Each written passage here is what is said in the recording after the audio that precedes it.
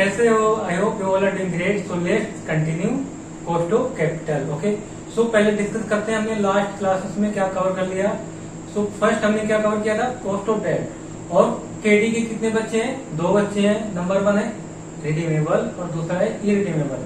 और रिडीमेबल कौन से होते हैं? जिसे हम रिडीम कर देते हैं, मतलब एक स्पेसिफिक टाइम के बाद क्या कर लेते हैं, अपने डिवेंचर्स को कंपनी वापस ले लेती है।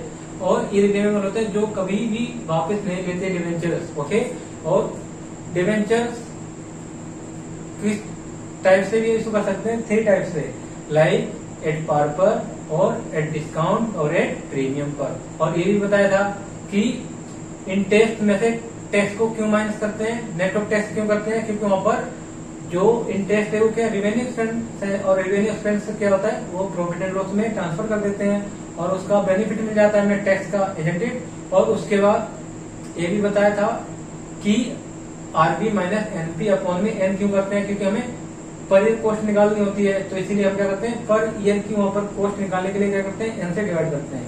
और उसके बाद क्या समझाया था मैंने, आरबी प्लस एनपी अपॉन में 2 क्यों करते हैं? क्यों करते हैं बताओ? हमने और मैंने इसे एग्जाम्पल के थ्रू प्रूव भी किया था। क्योंकि जो इंटरेस्ट इनका ड्यू होता है वो हम देते नहीं है। ओके, जब देते नहीं है तो कंपनी क्या करती है, उसे यूज कर लेती है, और यूज करती है तो उसके निकालती है एवरेज निकाल देते हैं, उसका एवरेज कितना यूज हुआ है एक्चुअल में। ओके, और उसके बाद ये भी बताया था आरबी माइनस एनपी अपॉन में एन, उसमें नेट ऑफ टैक्स कब करते हैं? जब कैपिटल एक्सपेंडिचर को क्या ट्रीट कर रखा हो, प्रॉफिट रेवेन्यू एक्सपेंडिचर के तरह ट्रीट कर रखा हो, तो उसे क्या मानेंगे? तो वहां पर भी नेट ऑफ टैक्स कैलकुलेट करते हैं। ओके, ये मैंने बताया था, ये सब डिस्कस कर चुका हूं मैं लास्ट क्लास में। ओके, तो पहले तुम्हें क्या करना है, इस क्लास को देखने से पहले सारा पहले का रिवीजन करना है, उसके बाद इसे देखना है।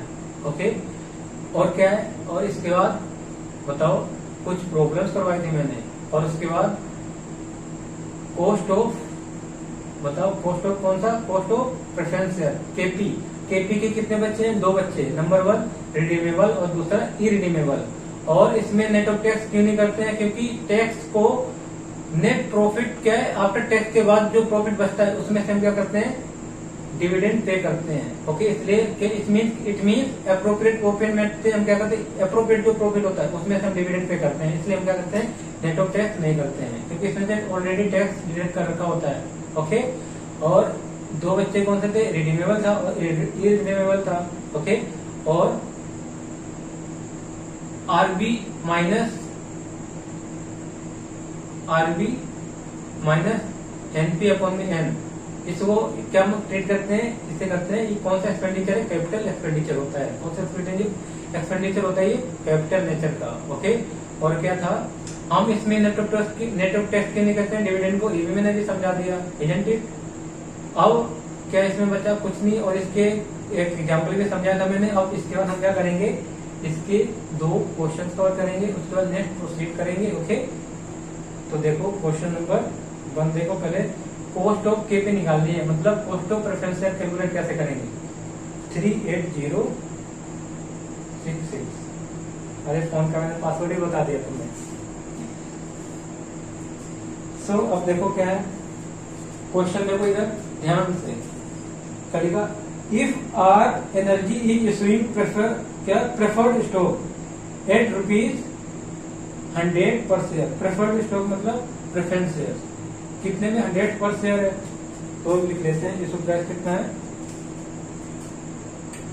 आईपी कितना है, ₹100 पर शेयर है। ओके, और उसके बाद क्या लिखा है, विद स्टेटेड डिविडेंड और ₹12। डिविडेंड कितना है? डी फॉर डिविडेंड है ₹12, ये भी पर शेयर ही होगा। ओके, और इसके बाद क्या लिखा है, फ्लोटेशन कॉस्ट कितनी है? 3%। Flotation cost 3%। Oh my God, कितनी है? 3% है। ओके, अब देखो इसके बाद क्या है, फ्लोटेशन कॉस्ट हो गया 3%, और इसका क्या लिखा, what is the cost of preference share? Cost निकालनी है प्रेफरेंस शेयर की, केपी क्या होगा वो निकालना है, कॉस्ट ऑफ प्रेफरेंस शेयर निकालना है। अब फ्लोटेशन कॉस्ट के बारे में मैंने लास्ट क्लास में डिस्कस किया था। फ्लोटेशन कॉस्ट को कब पे करते हैं? At the time of issue. Okay, और फ्लोटेशन कॉस्ट को क्या ट्रीट करते हैं? Capital expenditure. ओके, सो अब क्या करना है, इसको कैलकुलेट कर दो, आंसर निकालो। इसका आप पहले फॉर्मूला लिखो, क्या है? केपी इक्वल टू डीपी या पीडी कर दो, प्रेफरेंस डिविडेंड अपॉन में एनपी इंटू में 100 परसेंटेज में लाने के लिए क्या करेंगे? 100 से मल्टीप्लाई। ओके, तो देखो क्या है, पीडी कितना है? 12 है, और परसेंट कितना है? 100, और फ्लोटेशन कॉस्ट कितनी है? 3%, तो कितना आएगा देखो, और इंटू कर दो 100।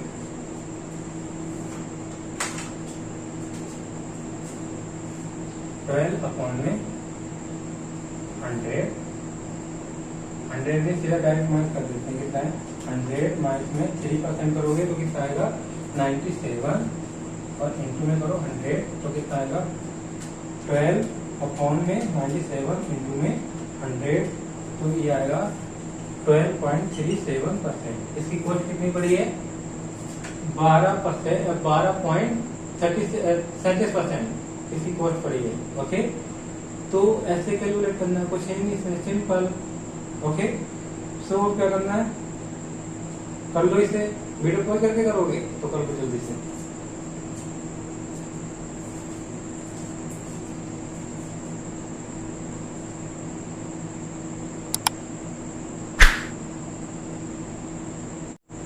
अब नेक्स्ट क्वेश्चन करेंगे, क्वेश्चन नंबर 2।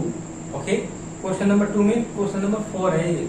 ओके, पहले वाला था क्वेश्चन नंबर 3 और 4 करेंगे। 4 में देखो क्या लिखा है, a company issue 40,000 12% redeemable preference shares. कौन से रिडीमेबल प्रेफरेंस शेयर्स है? और ₹100 ईच। तो पहले लिख लेते हैं, नंबर ऑफ शेयर्स कितने हैं वो उससे कोई मतलब नहीं है, प्रेफरेंस शेयर कॉस्ट कितनी है हमें इसको प्राइस नहीं पता, ये प्राइस दिया है। प्राइस कितना है प्रेफरेंस शेयर का? ₹100 ईच। ओके, पर शेयर इसकी कॉस्ट है, प्राइस इतने का। ओके, और कितने पर? At premium. एट प्रीमियम कितना है? एट प्रीमियम, प्रीमियम मतलब इसमें ऐड करेंगे, प्रीमियम कितना है? ₹5। ₹5। ओके, ईच का मतलब पर शेयर। और उसके बाद लिखा देखो, रिडीमेबल आफ्टर 10 ईयर। यहाँ पर टाइम भी दिया है, टाइम कितना है? टाइम पीरियड कितना है? 10 ईयर है। ओके, ये ध्यान रखना है। और कितने रिडीम करना है? At premium of ₹10 each. Premium पर क्या करना है? इसे प्रीमियम पर रिडीम करना है। क्योंकि इसका मतलब क्या देखो, 100 की तो प्राइस है, उसमें 10 प्रीमियम कर देंगे तो कितना में रिडीम होगा? 110 रुपए में। ओके, और क्या लिखा है लास्ट में देखो, द फ्लेट क्या लिखा है देखो, the flotation cost of each share is ₹2।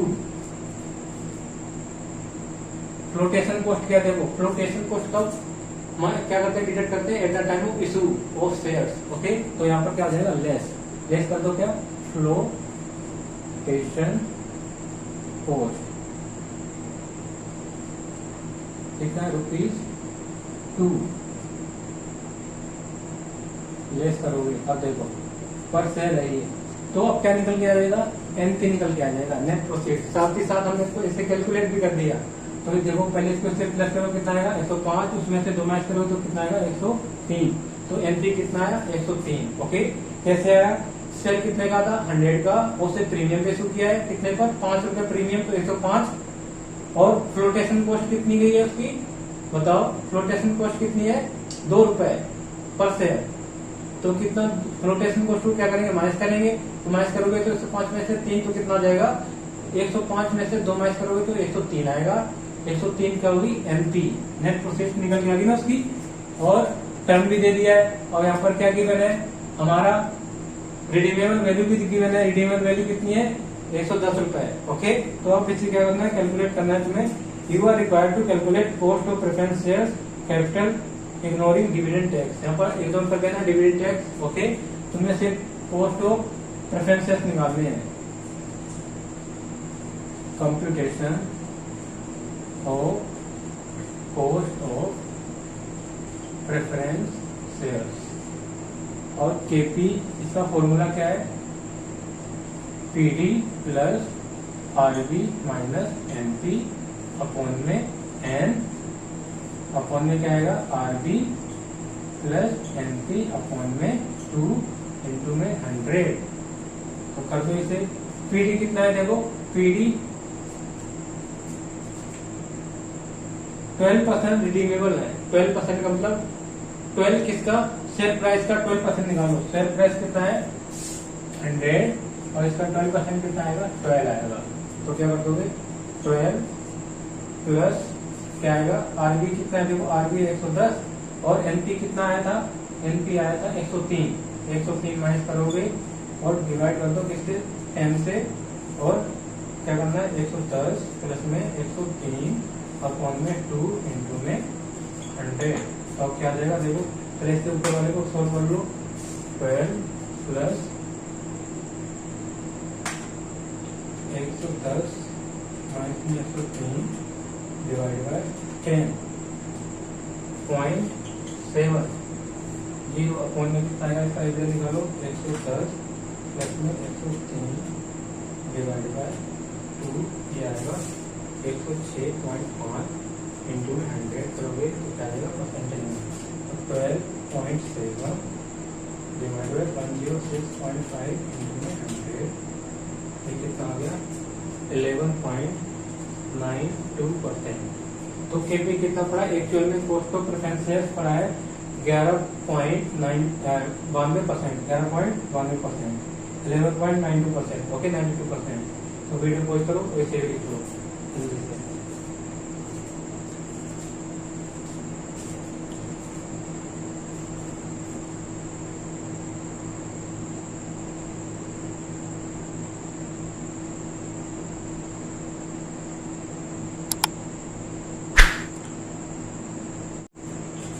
Now अब हम क्या करेंगे, अब cost of retain earning cover करेंगे। क्या कवर करेंगे, cost of retain earning. Okay, तो हेडिंग डाल देते हैं। थर्ड पॉइंट कौन सा है, थर्ड है cost of retain earning. Okay, cost of retain earning. अब क्वेश्चन अराइज होना चाहिए तुम्हारे मन में, क्या हम cost of retain earning per भी कोई कॉस्ट लगती है जो रिटेन करके रखा, कोई रिजर्व है, ओके यस, उस पर भी कॉस्ट लगती है। जो खुद का फंड है, जो क्या है ओनर्स जो अपनी तरफ से क्या कर रहा है, यूज कर रहा है, क्या उस पर भी कोई कॉस्ट लगेगी। रिटेन अर्निंग का मतलब क्या है, ओनर का फंड, रिजर्व, ओके। तो क्या उस पर भी, वो तो ओनर का है, तो उस पर कैसे कॉस्ट लग सकती है ना, कैसे लग सकती है बताओ, लग सकती है। कैसे लगेगी वो मैं अभी प्रूव करके दिखाऊंगा। ओके, तो देखो पहले ध्यान सुनना है, क्या ये है अर्निंग पर शेयर।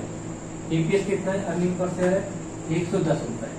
ओके, और डिविडेंड कितना दे दिया, डिविडेंड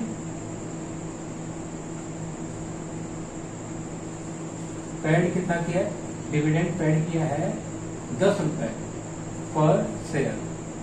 अर्निंग पर शेयर है, डिविडेंड पेड किया है 10 रुपीज पर शेयर। अब रिजर्व कितना बच गया, रिजर्व में कितना रख लिया, रिजर्व में 100 रुपीज पर शेयर। ओके, इसी को क्या बोलते हैं, रिटेन अर्निंग भी कह सकते हैं। क्या, रिटेन अर्निंग, इसे क्या कर लिया, रिटेन कर लिया है।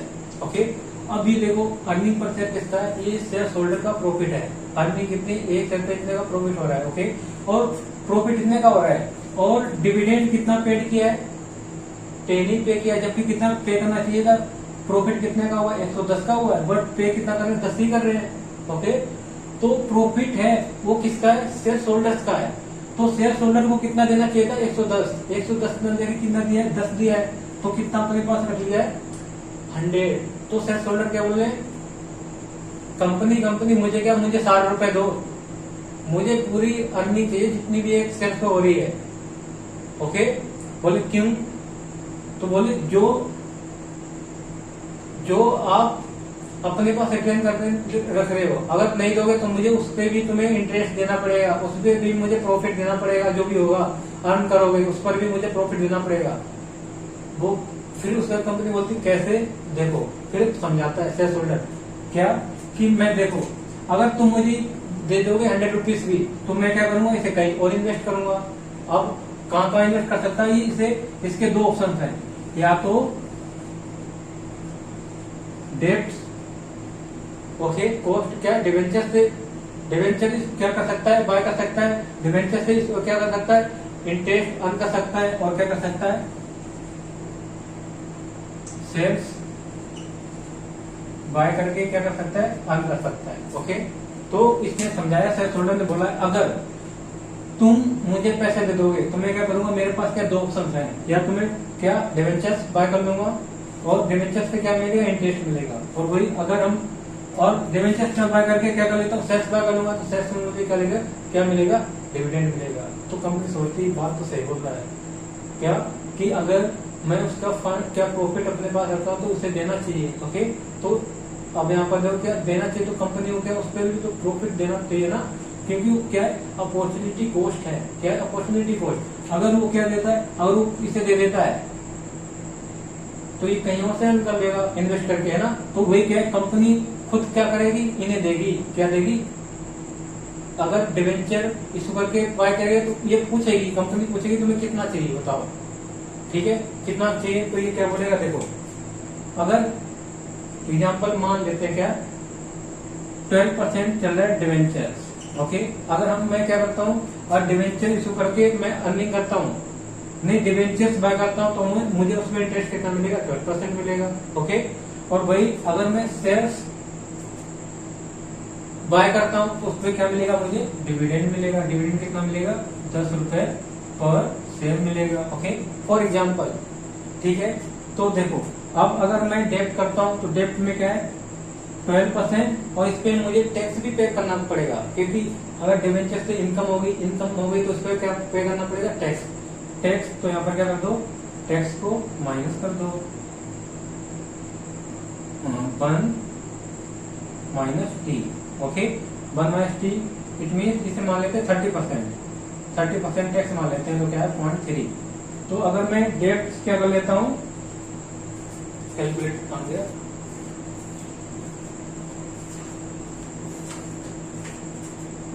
क्या देखो अगर डेब्ट क्या कर लेता है, डेब्ट बाय करता है, डिवेंचर्स को बाय कर लेता है, डिवेंचर्स को बाय करेगा तो उसपे कितना मिलेगा, देखो डिवेंचर्स पर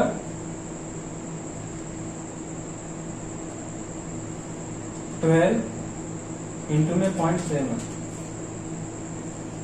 4% इतने का रिटर्न आएगा आफ्टर डिडक्ट टैक्स। इसे एक्चुअल में कितना रिसीव होगा,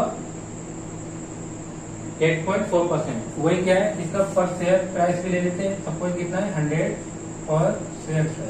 ओके, तो देखो और मैं क्या करता हूँ, डिविडेंड इशू करता हूँ, तो डिविडेंड इशू करता हूँ तो उसमें मुझे क्या मिल रहा है, 10 डिविडेंड मिलेगा, और उसपे शेयर्स की वैल्यू कितनी है, पर शेयर 100 है, तो यहाँ पर कितना आएगा 10%। अब देखो अब बोलते ही समझाता है, देखो अगर मैं कहाँ पर इशू करता हूँ, इशू नहीं करता हूँ, ये कौन समझाता है, शेयर होल्डर। अगर मैं जो आप मुझे डिविडेंड दे दोगे पूरा 110 रुपए, तो मैं अगर क्या करता हूँ उसे डिवेंचर बाय करता हूँ तो उस पर 18% मुझे इंटरेस्ट मिलेगा, रिटर्न मिलेगा। ओके, और वही अगर मैं शेयर्स बाय कर लेता हूँ तो शेयर्स पे क्या मिलेगा, मुझे 10% डिविडेंड की, और क्या है कॉस्ट मिलेगी, कॉस्ट किसकी, डिविडेंड हमें कितना मिलेगा 10 रुपए, तो उसका रिटर्न कितना आएगा 10% आएगा। वो समझा रहा है शेयर होल्डर अपनी कंपनी को। तो बोल रहा है अगर तुम मुझे वो प्रॉफिट नहीं दोगे तो तुम मुझे क्या देना पड़ेगा, तुम्हें मुझे रिटर्न देना पड़ेगा उसके ब्याज पर, जो आप रिटर्न करके रखोगे। तो अब देखो यहाँ पर हो गया ना प्रूफ, क्या कि यहाँ पर भी कॉस्ट ऑफ रिटर्न अर्निंग आती है। ओके, तो किस टाइप, दो टाइप से आ सकती है, क्या आइदर कॉस्ट ऑफ डेट को क्या कर ले, बाय कर ले, डिवेंचर्स बाय कर ले, और क्या कर ले, अदरवाइज बताओ शेयर्स को बाय कर ले, तो क्या मिलेगा, यहाँ डिविडेंड आएगा, यहाँ पर क्या आएगा डिवेंचर। अगर डिवेंचर आता है तो वहां पर डिवेंचर के केस में क्या है, वहां टैक्स लगेगा, उसकी इनकम होगी।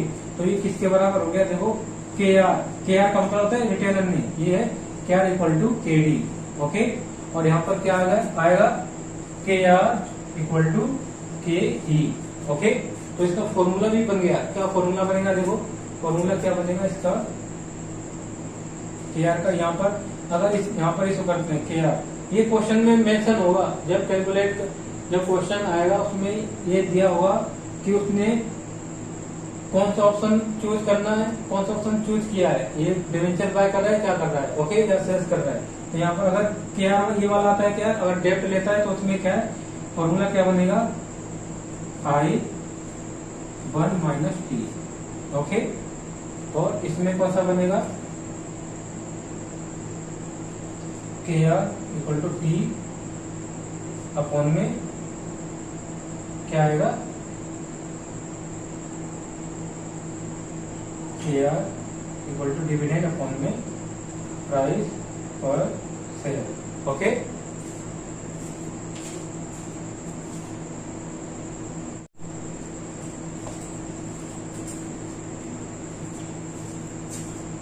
अब अगर लिखना है तो इसे वीडियो पॉज करके लिख लो, पहले लिख लो, ओके। एक बार वीडियो पॉज करो, लिखो इसे जल्दी से। अब मैं क्या करता हूँ, रफ कर देता हूँ, ओके।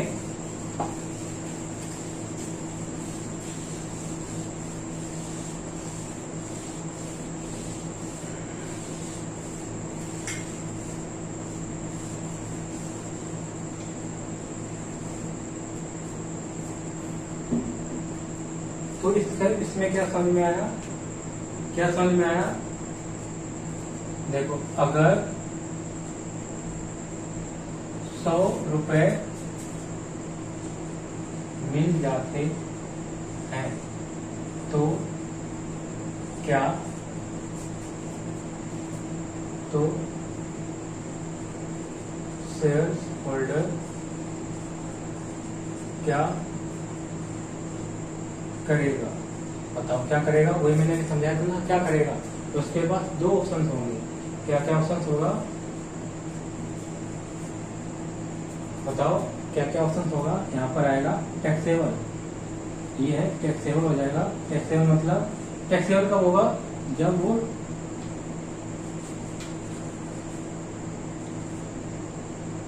%12 डिवेंचर, इसे 10% ले लेते हैं बेटा, 10% डिवेंचर बाय करेगा, ये क्या होगा, टैक्सेबल होगा। टैक्सेबल होगा किसके, शेयर होल्डर के हैंड में। और ये क्या होगा, अगर डिविडेंड इक्विटी के ही ले लेता, के का मतलब इक्विटी शेयर्स बाय कर लेता है, इक्विटी शेयर्स, तो ये क्या है, नॉन टैक्सेबल, ओके। और इसका इम्पैक्ट प्रॉफिट एंड लॉस पे क्या पड़ेगा, देखो P&L पे क्या इम्पैक्ट पड़ेगा इसका, देखो जल्दी से, ये है P&L। अगर क्या कर लेता, शेयर होल्डर डिवेंचर्स बाय करता है तो उसे क्या मिलेगा, इंटरेस्ट। इंटरेस्ट कितना, 10%। 10% का मतलब इधर आएगा इंटरेस्ट 10 रुपीज, ओके। और 10 रुपीज आएगा और उस पर टैक्स देना पड़ेगा। टैक्स कितना देगा, 30% टैक्स कितना हो जाएगा, 30% होगा इस पर 3। तो नेट प्रॉफिट कितना हुआ, नेट प्रॉफिट हुआ इसका इतना माइनस करोगे तो कितना होगा, 7 हुआ ना, 7,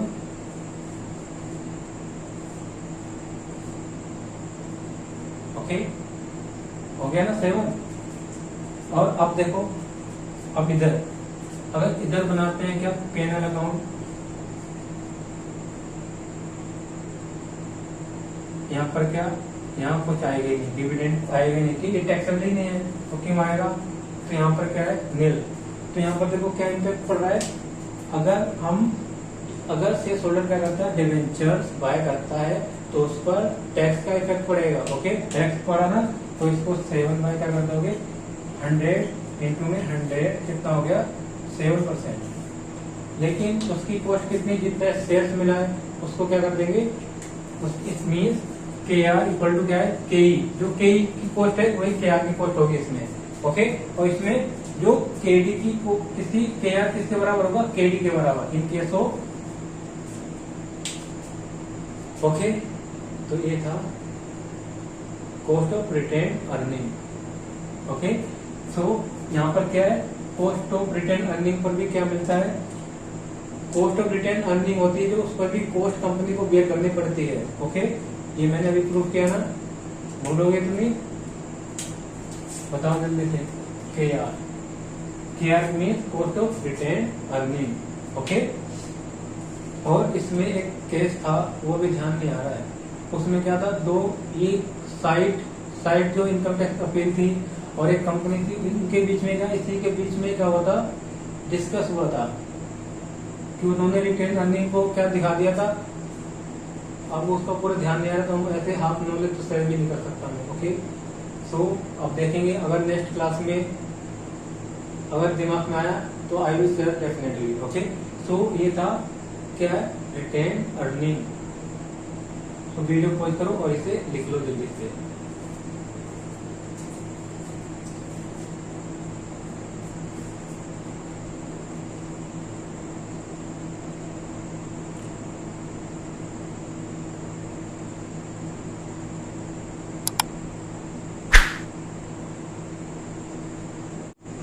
सो आज हम इतने करेंगे। ओके, नेक्स्ट क्लास में हम क्या स्टार्ट करेंगे, के।